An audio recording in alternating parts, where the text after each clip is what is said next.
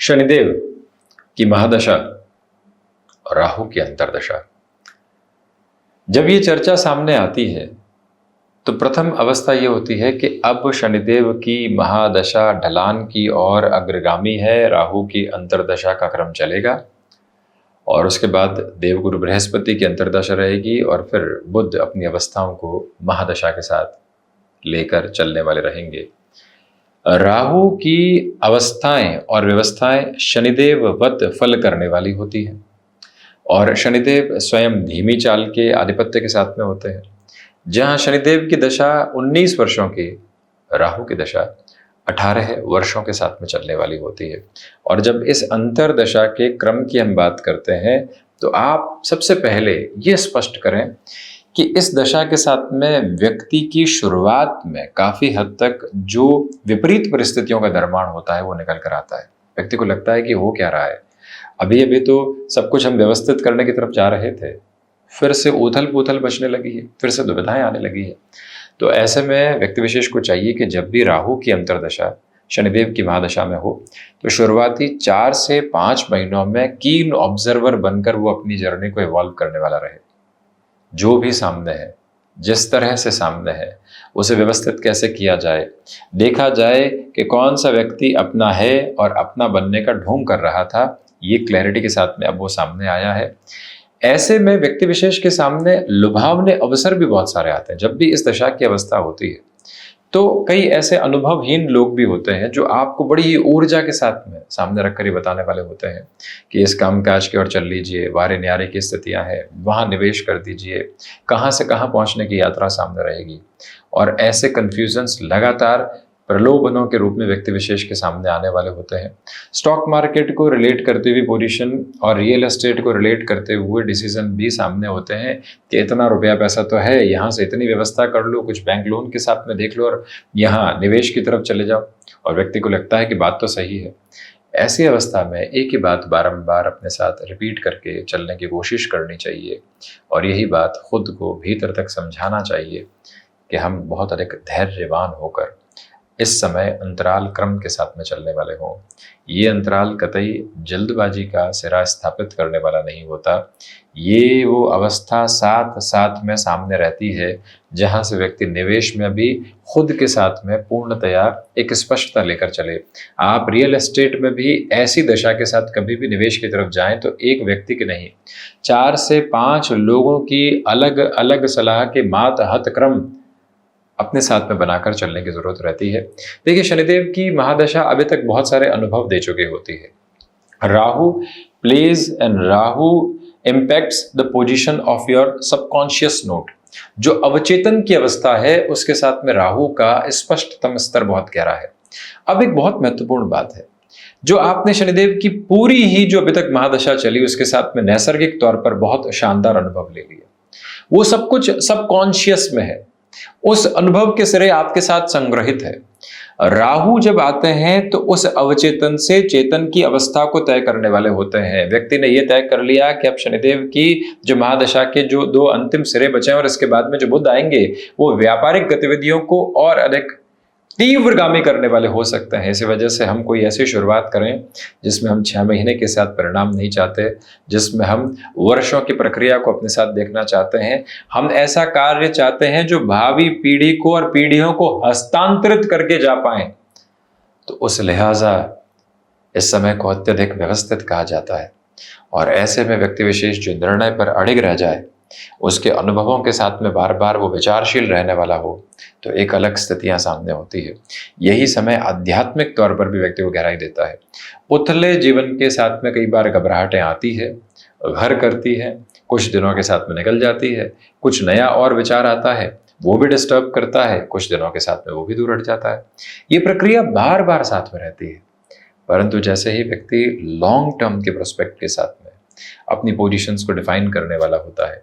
वहां से आगे बढ़ने की प्रक्रियाओं को देखता है, तो ये स्पष्टतम स्तर रहता है कि जब आध्यात्मिक स्तरों के साथ में व्यक्ति चेतना देखने की तरफ जाए, क्योंकि शनिदेव की महादशा वैसे भी व्यक्ति को एक धीमापन देती है, सोचने की एक अलग ताकत नैसर्गिक तौर पर देने वाली होती है। और जब राहु आ जाए तो व्यक्ति अवचेतन को पहचान पाता है, सबकॉन्शियसली उसके भीतर फियर किस चीज को लेकर है,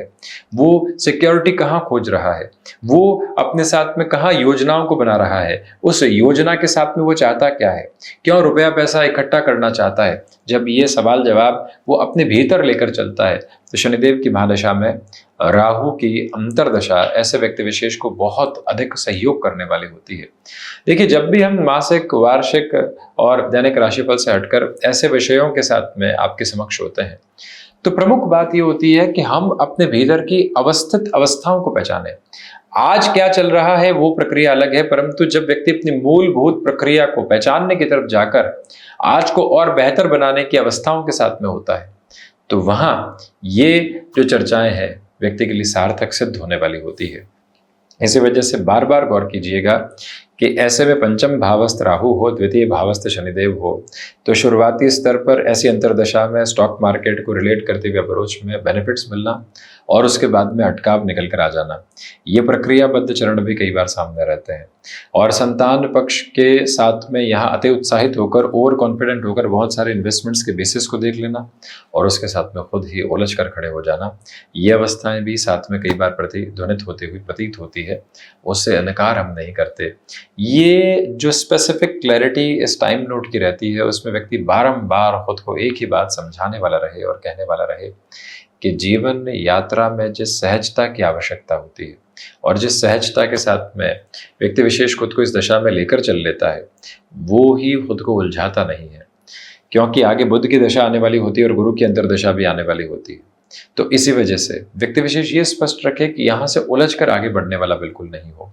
क्रिस्टल और फंक्शनल क्लैरिटी अपने साथ बनाकर रखे। इस समय अंतराल में जो महानुभाव केमिकल संबंधी कामकाज में खुद के हस्तक्षेप को बढ़ाने वाले होते हैं, लॉजिस्टिक्स संबंधी कामकाज में अपनी पोजीशंस को बढ़ाने वाले होते हैं, या फिर जो साइकोलॉजी जैसे सब्जेक्ट के साथ में जुड़े होते हैं और वहां से खुद को एक अलग प्रवाह देने वाले होते हैं, उनके लिए ये दशा बेहद जबरदस्त कही जाती है। परंतु यहाँ पर नर्व्स को रिलेट करते हुए इश्यूज भी काफी हद तक डिस्टर्बेंसेस में लेकर आते हुए देखे गए हैं। कमर दर्द, साथ ही साथ में पिंडलियों से संबंधित परेशानियां, स्नायु तंत्र की दुर्बलता के अवस्थित क्रम, ये कई बार सामने होते हैं जिससे संभलने में व्यक्ति को काफी हद तक समय लग जाता है। हम ये भी स्पष्ट कर दें कि जब संतान पक्ष के साथ में व्यक्ति वैचारिक मतभेद इस दशा में रखे तो उनके जीवन को सामर्थ्यवान क्रम में आगे बढ़ाने की तैयारी कर रहा होता है, परंतु यहाँ कुटुंबीजनों के साथ कई बार एक अलग था निकल कर आती है। कई ऐसे लोग एक्सपोज होकर सामने आते हैं जो बन तो हितैषी रहे थे परंतु हमारे लिए बड़ी ही दुविधाओं के हिस्सों को जन्म देकर चलने की एक अलग आभा को निक्षेपित कर रहे थे। और जैसे जैसे व्यक्ति इस दशा के मार्ग माध्यम के साथ में खुद को समझाने का प्रयत्न करता है और उलझाता नहीं है तो 1.5 वर्ष के बाद इस अंतरदशा की यात्रा के बाद जो दूसरे चरण के परिणाम होते हैं वो अत्यंत शानदार और व्यवस्थित कहे जा सकते हैं। ऐसी अवस्था में शुक्र यदि स्ट्रांग होल्ड लिए हुए हो, राहु की अंतरदशा शनिदेव की महादशा में चल रही हो, तो व्यक्ति यदि क्रिएटिव फील्ड स्पेसिफिक में हो तो बहुत बड़े नाम को स्वयं के साथ में उजागर कर पाता है, अपनी यात्रा को बहुत अलग अवस्था के साथ में देख पाता है जहाँ से उसके लिए कोई भी नकारात्मकता के भाव संप्रेषित नहीं होते। सावधान निरंतर पक्षियों को चुगने के लिए डालना और राहु बीजक और साथ ही साथ शनिदेव गायत्री का पाठ करते चले जाना ऐसे समय की व्यवस्थित अवस्था कही जा सकती है जहाँ से व्यक्ति कोई और नकारात्मकता के भाव संप्रेषित करने वाला बिल्कुल भी नहीं रहता है। इंटेंस रिसर्च संबंधी कामकाज में ये अंतराल जब भी सामने होता है तो काफ़ी हद तक डिस्ट्रैक्शंस के बेसिस को बनाने की जर्नी भी सामने रखता है। तो ये था शनिदेव की महादशा में राहु की अंतरदशा के पूरे ही चर्चा ब्यौरा का एक तरह से हिस्सा। हम इसी तरह से उपस्थित होने का प्रयत्न करते रहेंगे। धन्यवाद एवं आभार।